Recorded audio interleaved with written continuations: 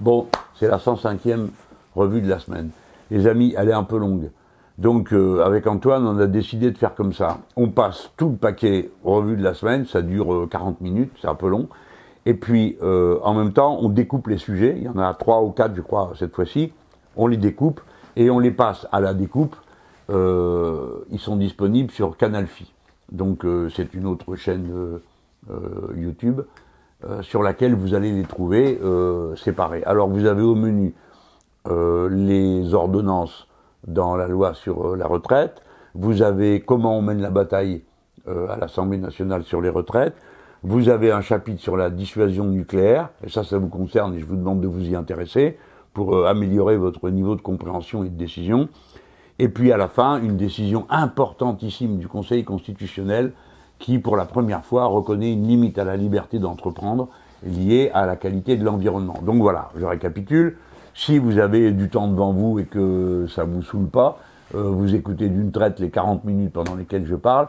Si vous préférez manger le saucisson en tranches, vous allez sur Canal Phi et là vous avez 4 séquences distinctes et différentes, comme ça vous pouvez les absorber progressivement ou une seule s'il n'y en a qu'une qui vous intéresse. Ok? Allez, générique.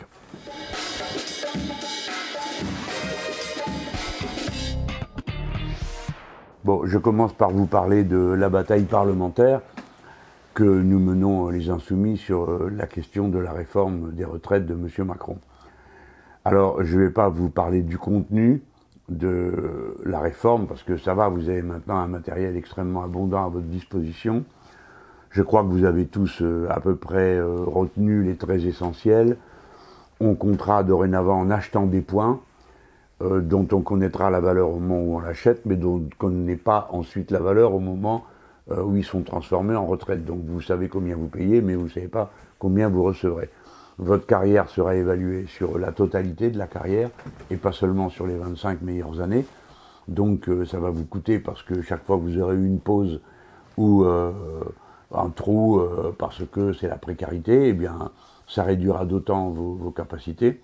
Et c'est surtout pour les femmes que cette mesure est blessante, parce que c'est elles qui sont les plus précaires dans l'emploi, et ensuite c'est elles qui sont conduites des fois volontairement à interrompre leur processus, leur parcours professionnel, pour prendre en charge les gamins quand ils sont tout petits. Donc voilà les traits essentiels de cette affaire. La réforme sera encadrée par le fait que la somme qui lui est consacrée ne pourra plus augmenter, donc toc, 14% de la richesse produite par le pays. Sans qu'on sache pourquoi 14. Hein. Bon, comme il y aura de plus en plus de monde pour aller à la retraite, donc ça va sortir du cadre, ça va réduire les parts de gâteau. Et là, les gens qui trouvent que leur part est trop petite, ils n'auront qu'à aller faire des retraites par capitalisation, hein, c'est-à-dire se payer eux-mêmes des retraites, des régimes de retraite complémentaires. Voilà. Ça, c'est les purs générales. Maintenant, il y a eu des grèves évidemment contre ça, parce que tous les régimes spéciaux passaient à la trappe. Alors, régimes spéciaux, ça concerne que 3% de la population, il faut quand même s'en rendre compte, mais c'est 3% qui a des servitudes professionnelles plus graves que d'autres, qui aboutissent, qui ont une conséquence, quoi. La conséquence, c'est que leur durée de vie, souvent, est plus brève que celle des autres. Alors, c'est pas quand même un petit critère pour justifier un régime spécial. Tous ces régimes spéciaux sautent. Certains sont directement mis à la poubelle, d'autres, pour des raisons qui nous échappent, feront lieu d'ordonnances de mise en œuvre. Alors, maintenant, encore une fois, j'ai pas envie de récapituler tout ça. On est là en commission, donc vous pouvez nous suivre. On a écrit des milliards de documents sur le sujet. Vous avez beaucoup de choses qui tournent. On a une vidéo des Insoumis qui explique les lignes essentielles de la bataille. Donc de ce côté-là, les explications sont données. Je vais plutôt vous expliquer ce que nous faisons, comment nous combattons. Donc la majorité de la République En Marche a créé une commission spéciale. Ils n'ont pas repris la commission des affaires sociales, ils ont créé une commission spéciale. Alors il y a plusieurs rapporteurs des autres commissions qui sont là. La commission spéciale, c'est la présidente de la commission des affaires sociales qui la préside, plutôt bien. D'ailleurs, de temps à autre, on peut aussi dire des choses à l'avantage de nos adversaires. Hein. C'est pas une bataille de sauvages, hein. C'est un débat. Cette commission spéciale, on y nomme des gens qui sont spécialement affectés. Pour nous, les Insoumis, on a nommé Clémentine Autain et Adrien Quatennens, qui sont les deux piliers qui se relaient sans cesse l'un l'autre, hein, où ils sont présents tous les deux, ou quand l'un s'en va ou sort, l'autre est là. Et puis à ça s'ajoutent les autres membres du groupe, nous sommes 17, à qui la consigne a été donnée d'être aussi présents que possible pour pouvoir développer notre argumentation. Alors il faut que vous compreniez qu'à partir de là, on s'est dit la chose suivante. La durée de la commission spéciale, elle est fixe. Et la séance plénière, c'est-à-dire où tout le Parlement est là, on sait à quelle date ça commence, le 17 février. À partir de là, nous, notre objectif était déjà dans la commission de passer tous nos arguments, c'est-à-dire de présenter tous les aspects, et pas de prendre le risque de voir que le débat s'arrête avant le 17, et puis il y a toute une série de sujets qui ne sont pas passés. Donc comme on s'y est pris, on a déposé beaucoup d'amendements. Alors on nous dit, vous retardez, bah oui, mais on préfère retarder nous que de se faire avoir par les autres en se faisant enlever la parole. Bon. Donc on a déposé beaucoup d'amendements, 19 000, mais avec la technique suivante. C'est que pour empêcher qu'on les groupe et qu'on dise une seule personne intervienne, on a donc déposé chaque amendement nominalement pour chacun des membres du groupe. Donc chaque amendement est déposé 17 fois. Comme ça, moi en tant que président et organisateur de cette affaire avec Mathilde Panot, ma vice-présidente, nous sommes certains qu'il y aura toujours dans la salle quelqu'un pour défendre son amendement. Parce que je sais très bien que même si les copains s'inscrivent dans le tour de rôle, des fois il y a un aléa, il y a une chose, une autre, soit la famille te rappelle parce qu'il y a un problème à la maison, ou bien parce que dans la vie parlementaire, faut être à la discussion générale en plénière, parce que tout ça continue pendant ce temps-là, ou dans sa réunion de commission personnelle, bref. On a voulu se donner la garantie qu'il y aurait tout le temps du monde, sans abuser. Le but n'est pas, si vous voulez, de saouler. Le but, c'est de développer des arguments. Alors, développer des arguments, pour chaque amendement, vous avez droit à 2 minutes d'explication de vote, puis de présentation, de l'amendement, puis vous pouvez réagir après que le rapporteur ait donné son avis. Donc vous voyez, ça faisait aux alentours de 4 minutes. Encore qu'après que le rapporteur soit intervenu, quand des amendements sont mis en discussion groupée, on n'a droit qu'à une explication. J'espère que vous suivez, mais moi, je suis obligé de calculer tout ça pour que ça rentre dans le cadre. Donc, on a démarré notre bataille, et au bout de même pas 2 jours, la majorité La République En Marche a décidé de couper de moitié la durée de temps de parole. C'est-à-dire, on passe de 2 minutes à 1 minute. Bon. Je vous rappelle que nous n'en sommes qu'au 2e jour de discussion, et déjà, vous voici conduit à prendre des mesures de raccourcissement du temps de parole de l'opposition. Je ne sais pas ce que nous allons faire avec ce 1 minute. Quel est le sens, Madame la Présidente, d'une telle décision? Vraiment, c'est incompréhensible. 1 minute, j'aime mieux vous dire, essayez pour voir d'expliquer quelque chose en 1 minute. Alors, chacun est obligé de développer un talent différent dans ce genre de circonstances pour arriver à présenter en un minimum de temps, avec un peu de vie quand même, ses arguments. Mais, comme mesure de rétorsion, j'ai décidé à ce moment-là que, puisqu'ils nous réduisaient de moitié, nous on doublerait en nombre, de manière à ce qu'ils aient 2 fois plus de gens qui parlent, et que ça leur montre qu'on résistera tout le temps, toujours, quoi qu'il arrive. Alors on a fait ça pendant quelques heures, on va pas non plus... c'est impossible pour moi de mobiliser autant de parlementaires, on a été 8 à un moment donné en séance, il faut vous rendre compte que ça fait la moitié du groupe. Bon, nous on a un tour de rôle, quand c'est période normale, les insoumis ils ont un tour de rôle de 2 jours et demi. C'est-à-dire, au bout de 2 jours et demi, c'est au suivant de venir remplacer le précédent pour que les gens puissent respirer et faire autre chose, que être présents dans l'hémicycle ou dans les commissions. Ça fait 2 jours et demi. La République En Marche, eux, c'est 1 mois et demi. C'est-à-dire que si ils veulent faire sérieusement le boulot, le président du groupe peut imposer une présence obligatoire pendant X heures dans l'hémicycle tous les mois et demi. C'est pas la même cadence, vous vous en rendez compte tout seul. Je sais qu'il y a beaucoup de gens qui disent « Oui, il n'y a personne dans l'hémicycle, mais pauvre ami, on peut pas être partout. » Parce que l'hémicycle, pendant qu'il est convoqué et qu'il est réuni, où il se passe des tas de choses, en effet. Vous avez aussi votre commission, vous avez vos auditions, vous avez les rendez-vous que vous avez pris pour préparer telle autre séance. Alors, pitié les gens, comprenez que les absents ne sont pas le même sens. Quand c'est les absents du groupe La République En Marche, ils sont 300, je comprends que vous râlez. Mais quand c'est nos absents à nous, non, on râlait pas, parce qu'on ne peut pas en faire plus. Moi, je vous le dis franchement, on ne peut pas en faire plus.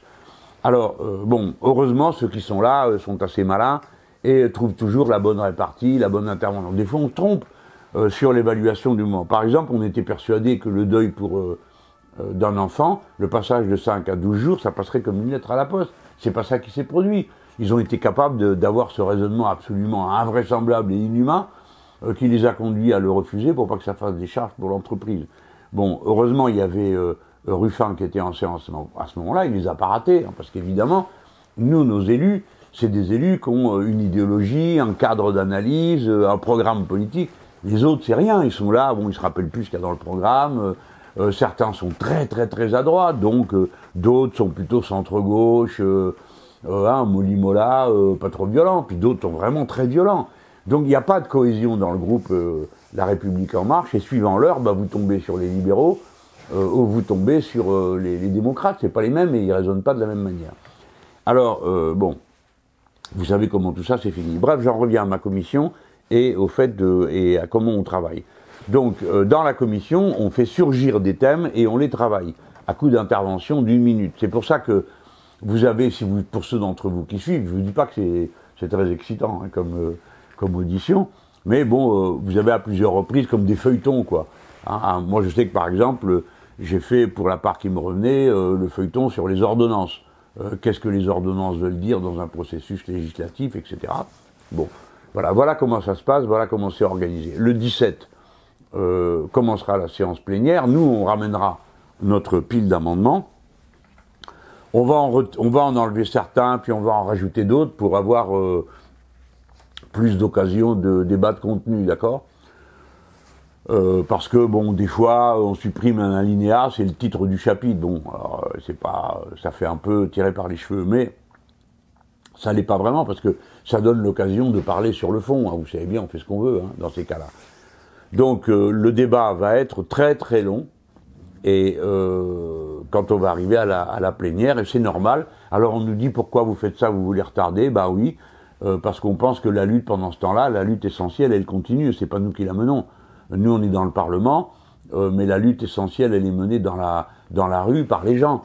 Les avocats, les égoutiers, les marins, toutes les professions, les experts comptables, les clercs de notaire, que sais-je encore, tout le monde est en mouvement. Et chaque profession rivalise d'imagination et d'audace pour faire valoir ses intérêts. Et j'aime mieux vous dire qu'il s'agit de choses extrêmement sérieuses. Hein. C'est pas du tout des gens qui défendent des détails ou des petits privilèges corpaux dont on n'aurait rien à faire. Parce que, je prends l'exemple de la lutte des avocats, eux, ça veut dire qu'il y a des centaines de cabinets qui vont fermer, parce que pour eux, tout d'un coup, les cotisations retraite vont augmenter, les pensions servies vont diminuer, et la part qui sera donnée par ce régime particulier qui est à l'équilibre jusqu'en 2079, la part particulière de ce régime, sa contribution au régime général, qui est quand même de 100 millions par an, eh ben, elle disparaît. Donc, bon, je ne vais pas vous saouler avec l'histoire des avocats, ils le font mieux que moi d'expliquer leur affaire, mais c'est pour vous montrer qu'il y a un rapport très direct. De même, quand on parle du régime des marins, si on veut faire durer les marins jusqu'à 62 ans embarqués, bon, bah, c'est très bien, on connaît le résultat, les gens ne feront pas marin. Qui est-ce qui veut être marin dans des conditions pareilles? C'est un métier épouvantablement dur. Si vous n'avez pas l'avance de pouvoir vous dire, bah, je bosse dur pendant X années, puis après, bah, c'est bon, je pourrais passer à autre chose, de plus tranquille, de plus détendu, ou à rien du tout, à vivre tout simplement de ma pension tranquillement, en participant à la vie commune, bah, vous n'irez pas faire marin.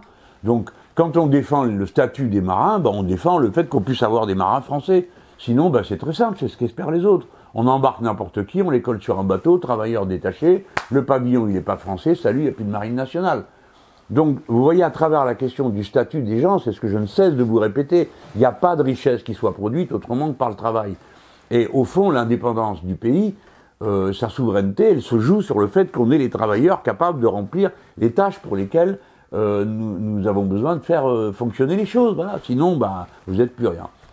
Alors bon, voilà, ça c'est la méthode de combat et pourquoi on combat et de quelle manière on le fait. Des fois, ça amène à des trucs un peu qui vous paraîtront un peu rigolos. Bon, moi, à un moment donné, je défendais le statut des espions. Bon, c'est un peu difficile. Hein. C'est difficile parce que c'est pas eux qui vont aller dans la rue, genre, nous sommes des espions, nous voulons que nos droits soient respectés. C'est pas possible. D'un autre côté, sur un sujet comme tout ça, on raconte pas tout ce qu'on veut. Hein. Parce que tout ce qui permet d'identifier des personnes par leur statut ou la cadence de leurs revenus ou tout ça, bah, s'agissant des espions, vaut mieux se taire. Donc, moi, j'ai fait ça. On a dit, bon, alors, qui est-ce qui va faire les espions? Mais moi, j'ai dit, je fais les espions parce que ça a à voir avec la souveraineté nationale. De même, on va avoir une grosse bataille sur les militaires. Bon, on a déjà commencé un peu. Et puis après, vous avez des batailles des fois un peu folkloriques. Ils ont abrogé le statut de ces pauvres curés et rabbins du régime concordataire. Je ne sais pas par quoi ça va être remplacé, les malheureux, ni comment ils vont faire pour accumuler des points pendant leur existence entre deux cérémonies du culte. Enfin bon, faut pas rire parce que ça tourne mal dans ce pays maintenant quand on rigole des religions. Donc je me tiens à une attitude légèrement ironique et évidemment je ne manquerai pas de respect pour les croyants, ça va de soi.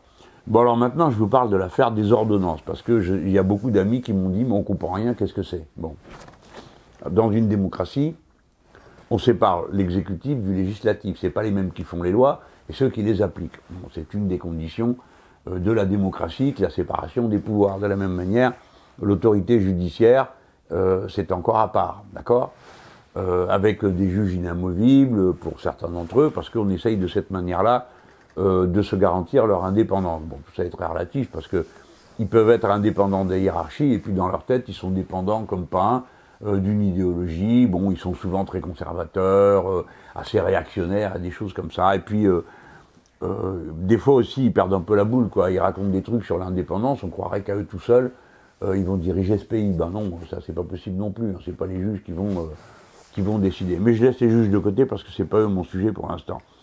Donc j'en suis aux ordonnances. Il faut séparer les pouvoirs, vous comprenez? C'est très important, parce que si on ne comprend pas ça, on ne comprend pas le reste après. Alors, il faut que l'exécutif, dans la Ve République, l'exécutif, il maîtrise l'ordre du jour de l'Assemblée, c'est lui qui décide, et puis il a l'initiative des lois. Alors, nous aussi, les parlementaires, on a l'initiative des lois, dans certaines conditions très encadrées, et très peu, hein, ça c'est clair. On l'a un petit peu. Mais pour l'essentiel, c'est le pouvoir. Il a l'initiative des lois. Il amène l'ordre du jour. Il a aussi l'initiative des procédures. Procédure accélérée ou procédure normale. Alors quand c'est la procédure normale, ça fait 2 fois le tour Sénat, Assemblée nationale, et à la fin, c'est l'Assemblée nationale qui a le dernier mot. Procédure accélérée, ça fait qu'une fois le tour, et c'est aussi l'Assemblée nationale qui a le dernier mot.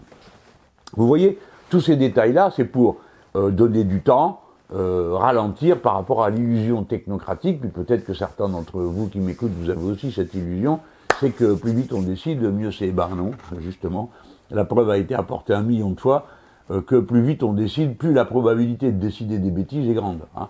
Bon, tandis que quand vous y revenez, alors voilà, il faut être capable aussi de faire des lois qui ne soient pas des lois trop bavardes, qui fixent des principes généraux, et qu'ensuite, quand on fait les décrets d'application, on s'assure que c'est bien pile poil l'esprit de la loi. Hein. Bon, et pas un technocrate qui en profite pour rajouter ses propres vues, ou le dernier lobby qui a parlé, qui est passé dans le bureau, qui a fait changer le mode d'application de la loi. Vous voyez, c'est en tout, là, la production de la loi.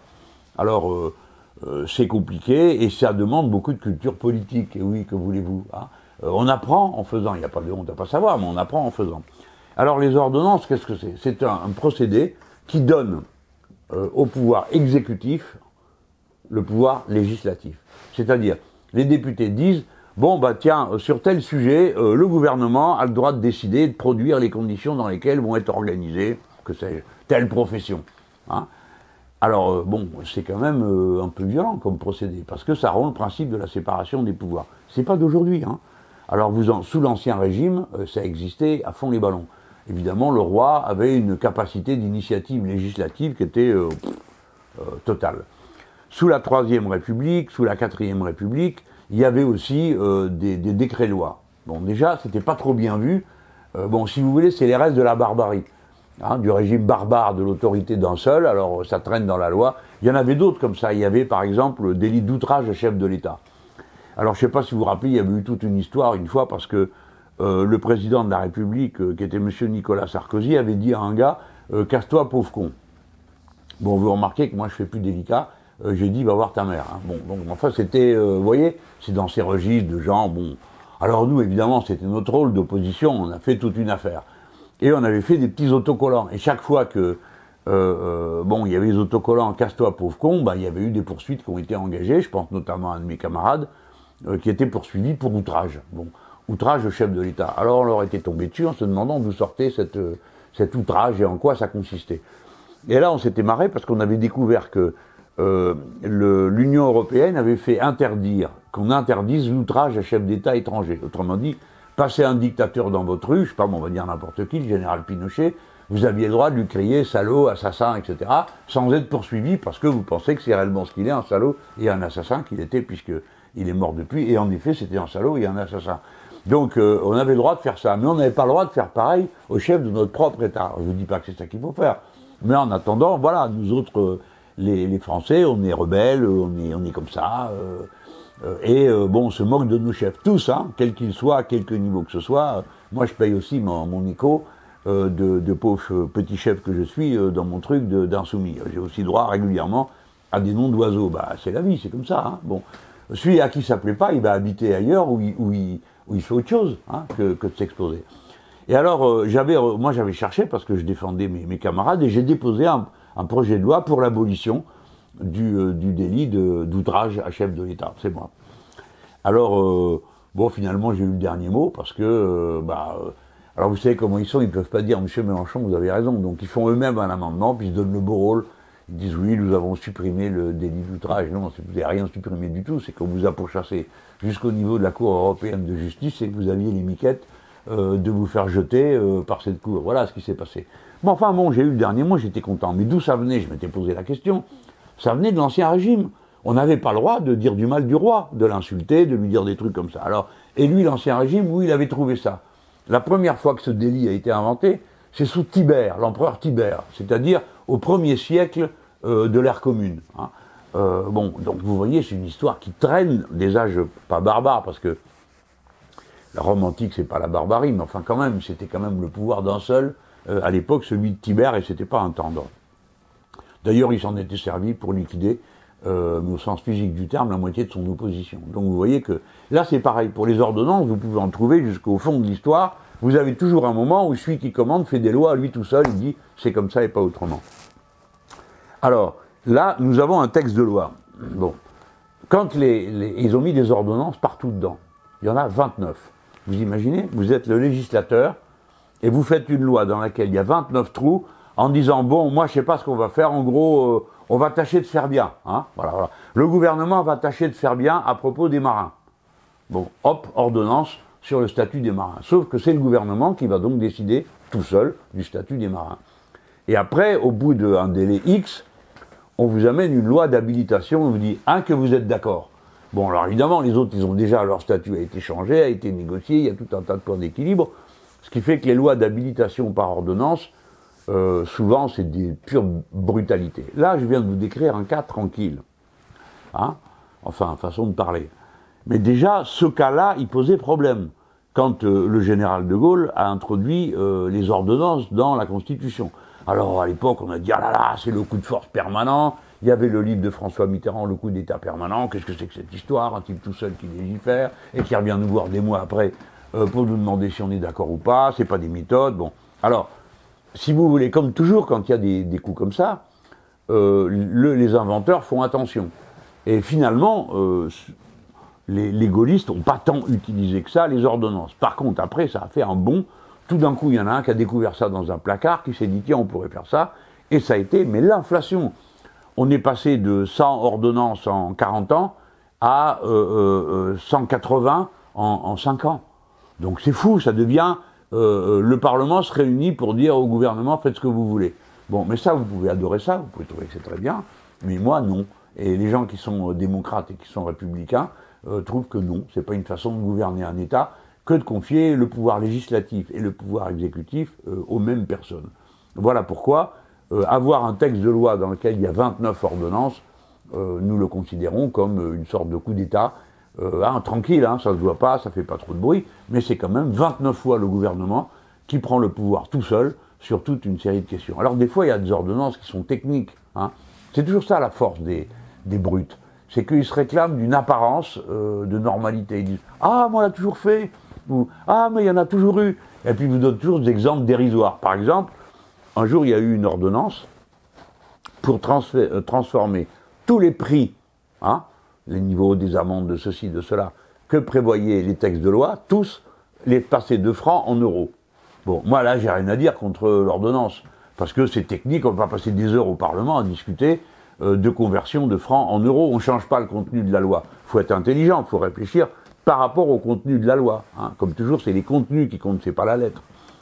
Bon, ça c'est un exemple qu'on peut dire plutôt favorable. Après, c'est une toute autre paire de manches quand par ordonnance on décide d'une loi en entier. Vous voyez bien que c'est pas du tout la même chose. Ou que par ordonnance on dit bon ben il y a le pire que j'ai vu une fois en un vote au Sénat 120 directives européennes. La honte totale. 120, comme on est en retard, qu'elles passent pas à la bonne cadence devant le Parlement, elles sont pas discutées. Donc on en prend 100, 120 et par ordonnance on dit alors vous êtes d'accord, ça va s'appliquer. Bon, et alors évidemment les robots votent oui, et puis après, un an après ou 2 ans après, le gouvernement revient et dit bon alors vous êtes d'accord, c'était bien ça qu'on allait faire, hein. Et les mêmes robots disent bah oui, puisqu'on a déjà voté une fois oui, on revote une deuxième fois non. Et vous avez comme ça des 80% de la législation française qui vient de l'Europe, qui peut passer à coup d'ordonnance sans que vous ayez rien vu ni discuté de rien. Vous, parce que vous n'êtes pas au courant, mais même nous, les parlementaires, ça nous passe comme ça, comme un TGV à la gare de Montchanin, hein. Pouf, à toute vitesse, et puis c'est tout, vous ne montez pas dedans, parce que le train ne s'arrête pas. Voilà. Alors, cette bataille sur les ordonnances, on l'a déjà eue en commission, on va la recommencer en plénière, et sans doute à plusieurs reprises, ne serait-ce que pour faire rentrer dans l'esprit public qu'il y a un problème avec cette Constitution. C'est pour nous la manière de démontrer la valeur de notre attachement à la 6ème République et à la nécessité qu'il y ait une assemblée constituante pour décider de toutes ces règles et qu'elle cesse de tomber sur les gens comme la pluie dans le Grand Sud-Est. Ok ? Bon, alors, en ce moment, il se passe quand même des choses qui ne vont pas retenir l'attention du public parce que les médias sont sur le coronavirus. Bon, tout ça, c'est très important, on ne va pas dire le contraire, mais il y a aussi des grandes décisions et ça serait bien qu'ils en parlent pour que vous puissiez vous rendre compte. Bon, comme vous le savez, est posée dans toute l'Europe la question de comment on se défend. Alors, le président de la République française et quelques autres sont partisans d'une défense européenne. Bon, alors, il n'y a pas de sujet tabou, on a le droit de parler de tout, et c'est bien comme ça. Mais alors nous, on pose déjà la première question, se défendre contre qui ? Voilà. Et à notre avis, c'est une question fondamentale, parce que si vous répondez contre qui, vous répondez comment vous le faites. Les Français ont tranché sous la présidence du général de Gaulle. La défense française, elle est tous azimuts. Alors à l'époque, on disait au général, non mais qu'est-ce que ça veut dire ça ? À l'époque, il y avait l'Union soviétique. Vous mettez sur le même plan nos chers amis américains, la liberté, la démocratie, le chewing-gum, le Coca-Cola, et la vodka et le régime communiste. Mais quelle horreur, général, c'est pas possible, vous vous êtes trompé. Et De Gaulle disait non, je me suis pas trompé. Et puis il dit d'ailleurs, depuis que j'ai décidé ça, j'ai pas l'impression que le monde soit plus dangereux qu'avant. Bon, et c'était malin de sa part, mais ça voulait dire les Français défendent leurs intérêts, point barre. Et je vois pas ce qu'on pourrait faire d'autre. Alors depuis, nos voisins, eux, ils s'en fichaient complètement, ils comptaient sur les Américains pour les défendre, ce qui montre que c'était des beaux naïfs. Mais enfin, ils comptaient dessus, ça s'appelle le parapluie nucléaire américain, et c'est l'OTAN. Et nous, les Français, comme on se défendait tout seul, on était sortis de l'OTAN. Alors on restait pour les affaires courantes, hein, mais pas dans le commandement stratégique intégré et tout ça, parce qu'on considérait que ça ne nous concernait pas. Alors les choses sont devenues un peu compliquées chaque fois que quelqu'un a décidé d'installer des missiles en Europe. Que ce soit les Russes ou que ce soit les Américains. En général, c'est les Américains qui commencent, puis c'est eux les provocateurs la plupart du temps. Il faut comprendre que la mentalité russe, c'est pas comme ça. Pourquoi ? Parce qu'ils ont perdu 20 millions de personnes pendant la Deuxième Guerre mondiale. Donc, si vous voulez, eux, ils ont une idée de ce qu'est une saignée terrible de la population. Globalement, le peuple russe est déterminé, mais plutôt pacifiste. Hein, c'est comme ça, il y a des pays qui sont comme ça. Nous, les Français, comme on a une tradition militaire d'assaut et de mouvement, on se la joue un peu, quoi. On est plutôt, pousse-toi là que je m'y mette, et ainsi de suite. Bon, maintenant, quand on vient aux affaires sérieuses, il faut avoir une attitude sérieuse et tout le temps la même, pas en changer tous les 8 jours. Parce que ce qui est important dans une attitude de défense, c'est que ceux qui pourraient tenter de vous agresser sachent à quoi s'en tenir. Hein. Alors, avec nous, la réponse est simple. Si vous nous touchez un cheveu, on vous massacre. Voilà. Donc, pas de guerre. Et tout ce qui est bataille intermédiaire, on n'en veut pas. Alors, c'est pour ça qu'à chaque fois qu'il est question de mettre des missiles, ça tourne mal. Parce que nous, les Français, on dit, il ne peut pas en être question. Nous, on ne veut pas que l'Europe soit un champ de bataille, parce qu'on considérerait que si vous commencez à vous taper dessus là, vous allez finir par nous taper dessus à nous, fût-ce par erreur. Donc, il n'y a pas de petite guerre en Europe possible. Il y a zéro guerre ou la guerre totale. c'est évidemment un discours extrêmement menaçant qui peut faire l'objet d'autres discussions. Moi, j'en disconviens pas du tout. Bon, surtout que de nos jours, l'idée de massacrer tout le monde, non seulement est mal vécue, mais surtout on s'aperçoit que c'est pas peut-être la meilleure idée qu'on puisse avoir. Hein. Parce que la défense, maintenant, a conquis l'ère spatiale et qu'il y a une interaction entre les satellites et la Terre qui permet de déployer ce qu'on appelle des armes non létales, enfin, le reste rarement longtemps, qui coupent les communications et arrêtent en fait toute possibilité d'activité. Si vous voulez, c'est plus efficace de couper la lumière et supprimer l'électricité dans un pays entier que de lui tirer dessus une bombe. Parce que, bon, un pays où il n'y a plus de lumière, il n'y a plus d'électricité, il n'y a plus rien qui marche, ben, il peut être conduit à capituler plus vite que si on lui tape dessus en mettant des bombes nucléaires qui ont toujours le mauvais goût de déclencher des déchets qui partent dans l'atmosphère, et comme la Terre elle tourne dans un certain sens, vous avez une bonne chance d'en prendre plein la figure, vous aussi, le moment venu. C'est du Tchernobyl plus, hein, d'accord? Bon, vous déclenchez des nuages, bon, ça fait que la violence de cet armement, on sait qu'il existe, donc il faut y faire face, mais c'est pas militairement peut-être ce qu'il y a de plus efficace. C'est ce qu'il y a de plus efficace pour la dissuasion, à condition que ça marche, que vous n'ayez pas un timbré qui pense que de toute façon il s'en fiche et que vous tire quand même dessus. Bon, alors cette discussion a commencé est revenue sur le tapis parce qu'après la chute de l'Union soviétique, les Américains ont décidé un par un d'annuler tous les traités qui avaient été conclus avec les soviétiques, et notamment pour les missiles dits de moyenne portée, c'est-à-dire 5000 km. Bon, 5000 km, ça veut dire que quelque chose qui est tiré depuis la Russie arrive chez nous, ou quelque chose qui est tiré depuis les États-Unis d'Amérique, depuis l'Alaska ou d'autres bases, arrive directement chez les Russes. Bon, alors, tant pis pour les Américains, ils ont décidé ça en se disant « haha, les Russes pourront pas suivre ». Pas de chance, ils ont suivi. Donc là, pendant la guerre de la Syrie, ils ont tiré un missile depuis la mer Noire, il faut regarder sur une carte où c'est, vous allez voir, ça fait de la distance, et ils ont atteint leur cible en Syrie. Donc sur le plan militaire, ça veut dire qu'ils sont capables de le faire. Nous autres Français, il faut qu'on regarde très attentivement ce qui se passe. Là-dessus, vous avez des gars qui sont assez irresponsables, du genre Hollande, qui signent un traité dans lequel on dit « Ah ben oui, puisqu'il y a des missiles, nous sommes d'accord pour qu'il y ait des batteries antimissiles qui seront installées en Pologne. » Alors évidemment, les Russes disent « Ne prenez pas pour des cons. On sait très bien que si vous tirez depuis la Pologne des antimissiles, vous pourrez tirer des missiles tout court aussi depuis la Pologne. Donc vous les installez en Pologne, donc vous mettez des missiles de moyenne portée qui menacent 75% de notre dispositif de défense, disent les Russes. » Donc évidemment, qu'est-ce qu'ils font? Ils montent d'un ton. Et eux aussi, ils s'équipent pour pouvoir nous tirer dessus. Donc dans ces situations, la seule chose intelligente à faire, c'est de faire rebaisser, d'avoir à nouveau des accords qui interdisent un certain type d'armement. Puis après, on sait se surveiller, faut pas rêver. On l'a fait avec les soviétiques, avec des moyens spatiaux qui étaient bien moins développés, qui ne le sont aujourd'hui, mais on y arrivait. Donc il n'y a pas de raison qu'on n'y arrive pas dans le futur. Donc on en est là. Et évidemment, comme les Américains ont l'air de moins en moins intéressés à s'occuper des autres, ils font semblant. Ils disent, bon, bah, puisque vous voulez pas payer, bon, nous, on s'occupe de nous. Alors, vous avez aussitôt les Allemands, les Polonais, les Lituaniens qui se traînent par terre derrière, non, s'il vous plaît, restez, occupez-vous de nous, etc. Alors, les Américains leur disent, bon, ben d'accord, mais alors il faut élever votre contribution financière à l'OTAN à 2% de la richesse que vous produisez dans le pays. Il faut les sortir, les 2%. Ah bon, et qu'est-ce qu'on va faire avec ces 2%? Ben ça tombe bien, vous allez acheter, comme ils disent, sur étagère, notre matériel militaire, à nous les Américains, parce que même si on vous vend des avions, vous vous en servirez dans le cadre d'une action conjointe des Américains et des Européens. Donc mieux vous achetez notre matériel, nos logiciels, nos armements, etc., etc. Donc ils s'organisent un marché captif.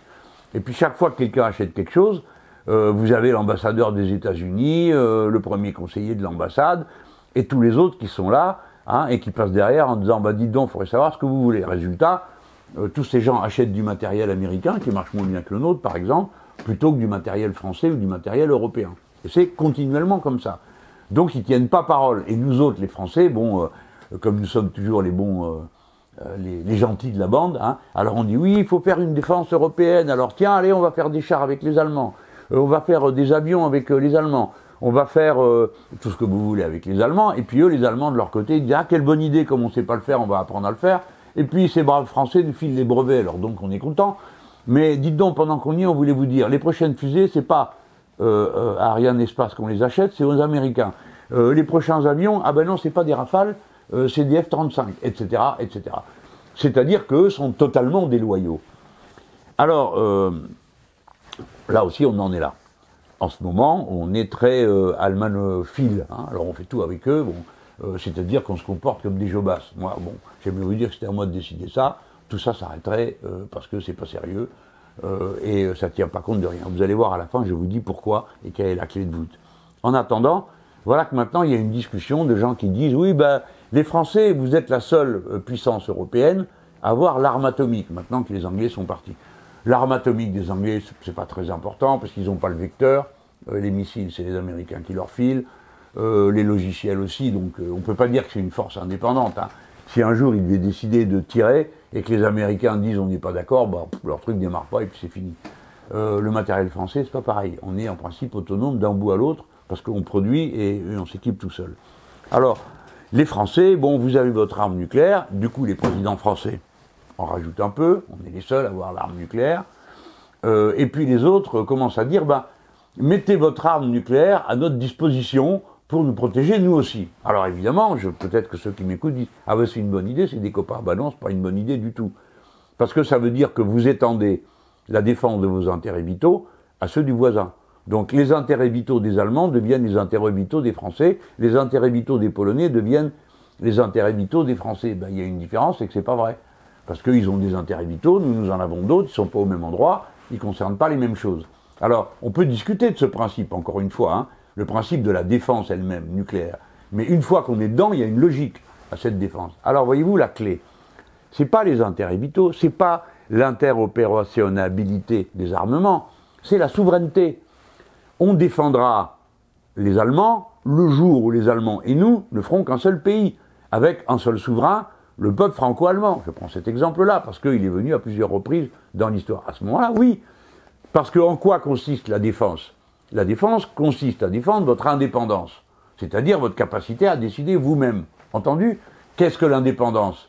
La souveraineté du peuple. C'est-à-dire, c'est le peuple qui décide et personne ne vient lui dire ce qu'il doit faire, ni au nom d'un dieu, ni au nom du marché, ni au nom d'un parti, ni au nom de rien du tout, ni surtout de la menace que ferait un voisin de dire « si vous faites pas ça, vous cassez la figure ». Bon, voilà. Donc les concepts s'enchaînent. Qu'est-ce que l'intérêt vital numéro 1 des Français? C'est leur souveraineté nationale. C'est elle qui commande tout le reste. Et la souveraineté nationale, c'est leur indépendance, et c'est la souveraineté du peuple. Ces concepts s'emboîtent l'un dans l'autre. Et c'est eux qui doivent fonctionner quand on nous dit « messieurs les Français, étendez votre protection nucléaire à nous ». Ben non. La réponse, c'est on n'étendra à rien ni à personne aussi longtemps que nous serons des nations distinctes, avec des peuples distincts et des souverainetés distinctes. Parce qu'on ne peut pas faire autrement. Les gens, c'est pas du nationalisme que j'exprime là, hein. C'est d'aller au bout du concept de l'indépendance nationale, comprendre que le concept d'indépendance, décidé par soi-même, au fond, ça n'est qu'une seule chose, la souveraineté du peuple. Voilà. Alors, c'est ça qui se discute en ce moment. Alors, le président de la République, j'avais les pires craintes, hein. Il a fait un discours le 31 janvier, les spécialistes ont suivi ça, les autres s'en foutent, il s'agit quand même d'une question de vie et de mort, mais bon. Alors on prend les aspects superficiels.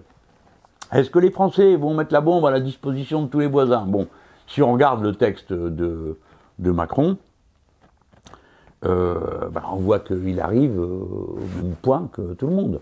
C'est-à-dire, à un moment donné, c'est qui décide, hein, comme vous savez, le fameux bouton. Ça me fait bien rire cette histoire de bouton nucléaire, parce que il y a des gens qui pensent que le bouton, le chef de l'État, l'a dans une sacoche à côté de lui, puis à tout moment, il ouvre la mallette et il se dit « tiens, j'appuie ou pas hein ?» Bon, non, c'est un peu plus compliqué que ça, y compris les protocoles de décision. Donc les gens, mettez-vous bien dans la tête que personne n'appuiera jamais sur le bouton par hasard ou parce qu'il est énervé. Ça, c'est absolument impossible. Par contre, le moment où la mallette est ouverte pour des raisons militaires et que vous devez décider, oui, il faut décider. Là, il y a une personne, il n'y en a pas deux. Tout le monde comprend pourquoi. Si vous en mettez deux, ils discutent. Donc vous attendez la fin de la discussion pour prendre la décision. Quand vous êtes dans une réaction, bah, faut réagir. C'est ça l'art de la guerre. C'est un art de réalisation, hein. C'est pas un art de parlotte. Mais il vaut mieux y avoir réfléchi avant.